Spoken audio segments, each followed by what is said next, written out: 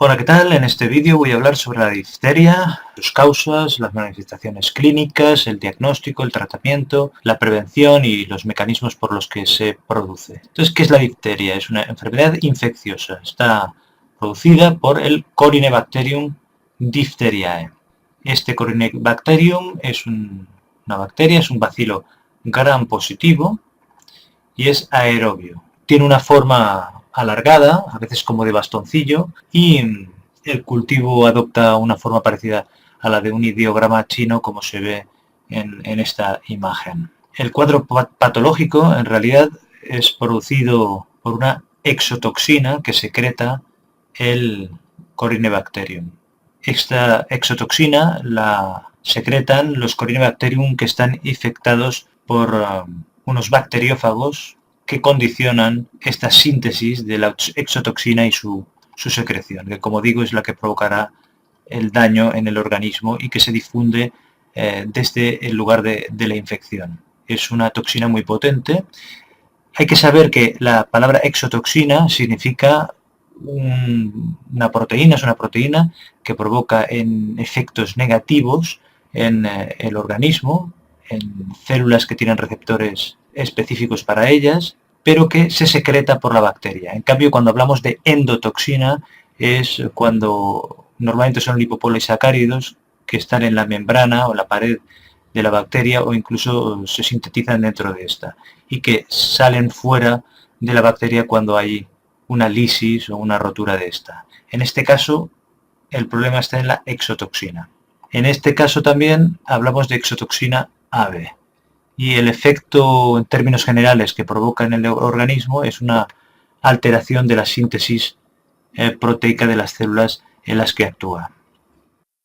Entonces lo que tenemos que tener claro es que hay dos tipos de cepas principales, una que es toxigénica, es decir, que produce o que secreta la exotoxina, y unas cepas que no son toxigénicas, es decir, que no secretan toxina. Entonces, ¿cómo se produce la infección? Pues hay dos tipos principales, una es la infección de las vías respiratorias altas, que puede ser a nivel de faringe, de laringe o incluso a nivel nasal, y después tenemos una menos frecuente que es la infección cutánea. Estas son las principales. ¿Desde dónde se infecta? Pues normalmente desde otro ser humano, porque el reservorio suele ser un ser humano, que es el organismo en el cual se almacena el germen, la bacteria. Suelen ser portadores sanos o personas que están padeciendo la enfermedad. ¿Cómo se produce el contagio? Normalmente se produce por las gotas respiratorias, las gotillas respiratorias o secreciones nasofaringeas, aunque también se puede transmitir más raramente por los fómites, es decir, por los objetos personales que están en contacto directo con el paciente, pero esto es más raro, y también por contacto con lesiones de la piel que están infectadas por el Corynebacterium diphtheriae. ¿Cuáles son las manifestaciones clínicas de la difteria? Es decir, los signos, los síntomas y signos. Estos variará, como es lógico, según el lugar en el que se produce la infección, que ya hemos dicho que podía ser en vías respiratorias o a nivel cutáneo, y también dependerá de si la cepa de Corynebacterium es toxigénica o no es toxigénica. Si la infección es a nivel respiratorio, las cepas de Corynebacterium normalmente son toxigénicas y puede revestir mayor gravedad debido a esto. ¿Cuál es el periodo de incubación? Normalmente alrededor de 5 días desde el contagio, en el que la persona o el paciente está sintomático, y después hay unos pródromos de 12 a 24 horas. Y en esas horas hay unos síntomas inespecíficos, ¿no? Una odinofagia, disfagia, puede haber malestar general, empezar con febrícula, náuseas, algún vómito, en síntomas más o menos inespecíficos. Como en la infección respiratoria, concretamente la afectación faríngea, se produce por una cepa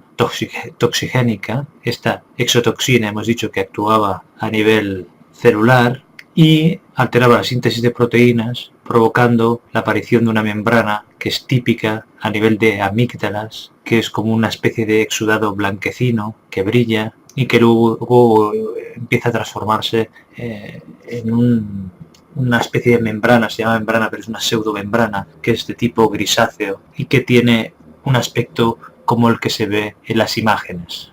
Puede producir sangrado, si se intenta remover.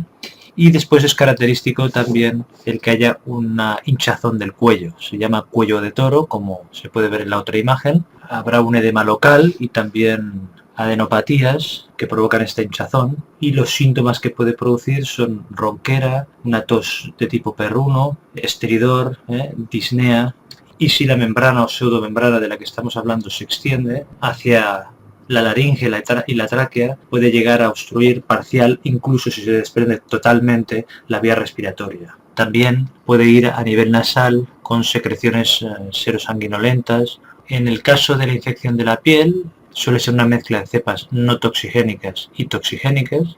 En este caso no suele haber muchas complicaciones porque la exotoxina de la parte de cepas que son toxigénicas no difunde bien a través de la piel. Como se ve en la imagen, puede haber úlceras perforadas, a veces puede haber también una membrana con eritema, dolor, aunque a veces pueden ser insensibles. A veces, a partir de la lesión cutánea, por contacto, directo o indirecto, puede ser que se produzca una infección de vías respiratorias altas, o sea que podría complicarse en ese sentido la infección cutánea.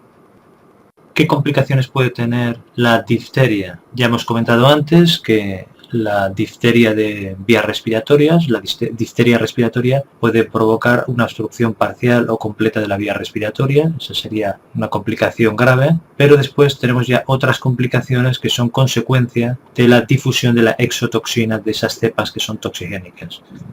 Estas complicaciones pueden ser de tipo cardíaco, neurológico o renal. La complicación cardiológica suele ser una miocarditis, que puede aparecer entre la segunda y tercera semana, como una insuficiencia cardíaca y arritmias. Aunque cambios inespecíficos en el electrocardiograma se pueden producir alrededor de un 25% de pacientes. La afectación neurológica es rara, un 5% de los casos, y suele ir asociada a ya difterias que afectan de forma grave las vías respiratorias. Y suele afectar principalmente a los pares craneales o a nervios periféricos en forma de polineuropatía por desmielinización, normalmente entre la segunda, tercera, sexta semana. ¿Y cuál es el tratamiento? ¿Cómo se trata la difteria? En términos generales se basa por una parte en la antitoxina diftérica y por otra parte en tratamiento antibiótico. Por supuesto, cuando hay pacientes que tienen mucha sintomatología respiratoria, pues han de ser aislados en la UCI para controlar las posibles complicaciones que ya hemos dicho de obstrucción y posteriormente las complicaciones cardíacas o neurológicas o renales. Por si acaso hay que intubar o hacer una traqueotomía, en fin, todas estas cuestiones de intensivos. Y bueno, y también para ir haciendo los cultivos necesarios y los controles necesarios. Además de este control, pues se administrará la toxina antidiftérica, que normalmente se tiene que administrar si hay una sospecha antes de tener el cultivo. ¿Y esto por qué es así? Porque la antitoxina neutraliza la toxina que no ha llegado a unirse a la célula y que aún no ha producido el daño. Si das la antitoxina cuando ya la exotoxina está unida a las células y está ya dañando el metabolismo y la síntesis proteica de estas, pues ya no tiene utilidad para neutralizarla. Los antibióticos que se suelen utilizar son la penicilina G-procaína o la eritromicina, normalmente durante 14 días. Estos son importantes porque, pues como es lógico, para eliminar la bacteria, el Corynebacterium, y también para prevenir que se disemine. Pero no sustituye la antitoxina porque no tiene el antibiótico efecto de neutralizar esa exotoxina. O sea que tiene un interés también de tipo epidemiológico, para evitar que haya portadores sanos, digamos, de la enfermedad. Y consideras que incluso después de haber superado la enfermedad se recomienda la vacunación porque el haber pasado la infección no garantiza la inmunidad. A nivel de difteria que afecta a la piel, difteria cutánea, pues es el lavado de las lesiones con agua, jabón y antibióticos sistémicos. ¿Y cómo se hace la prevención del contagio, de la difusión de la difteria? Ya hemos comentado pues hacer el tratamiento de los infectados como es natural, con el tratamiento antibiótico que ya he comentado, y la vacunación. que hemos dicho que se realiza post-exposición, es decir, después de haber pasado la enfermedad, pero también la vacunación primaria, es decir, antes de haber pasado la enfermedad. No va aislada la vacuna contra la difteria, que es un toxoide diftérico, sino que se combina con la vacuna del tétanos y la del pertussis, que es la tosferina. Lo que hay que hacer es seguir el calendario vacunal establecido por las autoridades sanitarias de la comunidad en la que vivas. Además de esto, pues hay que estudiar a los contactos durante una semana para ver si se han contagiado. Se realizan cultivos nasofaringios y se pueden tratar los contactos que no tienen síntomas, asintomáticos, con eritromicina vía oral durante 7 días o como alternativa pues la penicilina G-benzatina intramuscular. En el caso de que haya cultivos positivos, pues se da eritromicina durante 10 días más. Por supuesto, en estos casos no se da antitoxina porque no tienen la enfermedad y se hace una pauta de cultivos para confirmar que son negativos. Y eso es todo, espero que te haya gustado. Como siempre, recuerda darle a me gusta, compartir en redes sociales, dejar algún comentario y suscríbete si no lo has hecho ya. Muchas gracias.